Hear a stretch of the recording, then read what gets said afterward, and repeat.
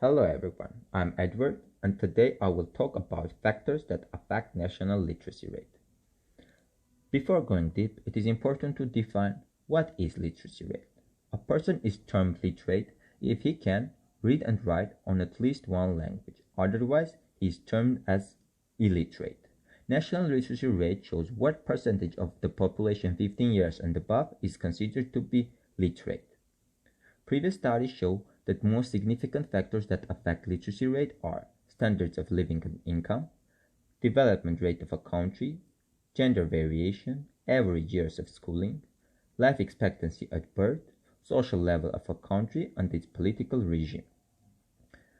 To construct the model, I decided to take some of the mentioned variables in previous studies and add several from my knowledge.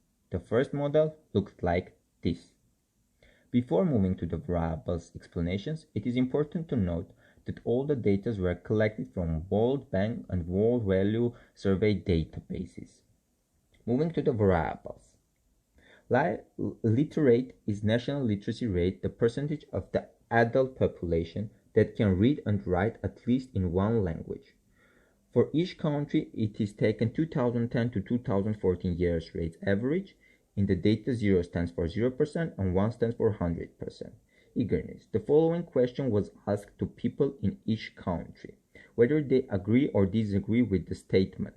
One of my main goals in life has been to make my parents proud. The data on the webpage was represented by percentages, so in the project, they were denoted by specific values. Years is measured in years and it representing average education years recorded in a country. It is assumed that the higher is the education level in a country, the more literate its residents should be. GDP PPP-SQ is GDP per capita squared and it is included as there is a threshold point in GDP per capita from which it starts to affect differently. GDP PPP is measured in $1,000 US. EducExpand is measured in current billion US dollars and it represents the mean value of the government operating expenditure in education, including wages, salaries, and excluding capital investment in buildings and equipment. LifeExp is life expectancy at birth, which shows the years of expected life at birth. HDI is country's Human Development Index. It is consistent with health, education, and living standards. It is scaled from 0 to 1. FML-FPR is the ratio of female to male labor force participation rate. It is represented as percentage. This can be a proxy of the accessibility of the work of women in countries. After running the regression in Stata, it was noticed that most of the coefficients were insignificant, so I decided to run 2 more regressions and compared them. In the first model, I have kept female to male labor force participation rate and all the HDI factors, which are LifeX, EduCyears, GDP PPSQ. In the second model, I have included only the significant variables from the first model, which are HDI and female to male labor force participation rate. In order to decide which model is best for further examination, I have calculated a meted variable bias and looked at multicollinearity using BIFs and correlation tables. As the biasness was not high and the trade-off between multicollinearity and a meted variable bias existed, I decided to further look at the adjusted R-squares and conclude which model should be chosen.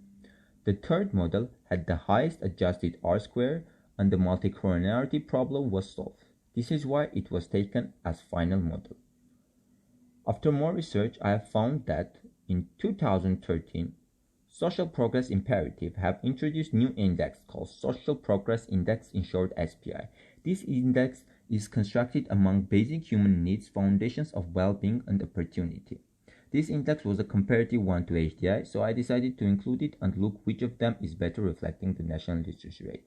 As components of HDI are known as the most significant factors affecting the literacy rate, it's believed that the effect of HDI should be higher compared to the effect of SPI. That is why a left-tail test is going to be conducted. Null hypothesis being that estimated coefficient of HDI and SPI are equal, and alternative hypothesis that estimated coefficient of HDI is greater than the estimated coefficient of SPI. From results, we can conclude that as absolute value of t from theta is greater than critical at degrees of freedom of 40 and 5% significance level, the null hypothesis is rejected and the alternative hypothesis is accepted. One more hypothesis was conducted and the results showed that effect of HDI on national literacy rate is approximately equal to 50%. Later, the HDI square was added to the model. As it is believed that HDI effect on national literacy rate has a diminishing returns. As adjusted R squared has increased, it implies that the decision was correct. In the world, there are factors like political regime of a country, geographic location, gender differences, etc., which can have impact on national literacy rate. As gender was on average divided by 50-50 among women and men along the observed countries, it was decided to include only political and geographical factors. I decided to divide political regime into two categories.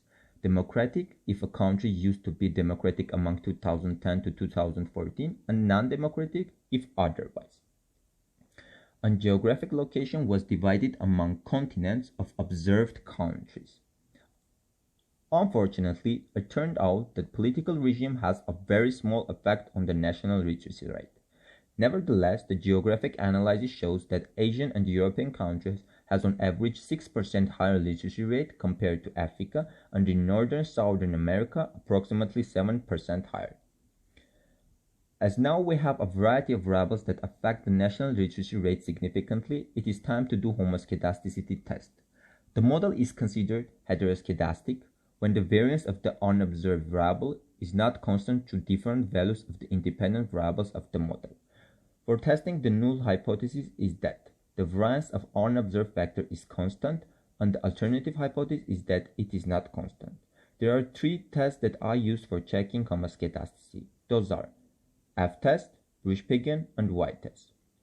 As all the tests failed to reject the null hypothesis and showed that there is no significant evidence of heteroscedasticity, we can conclude that our model is homoscedastic.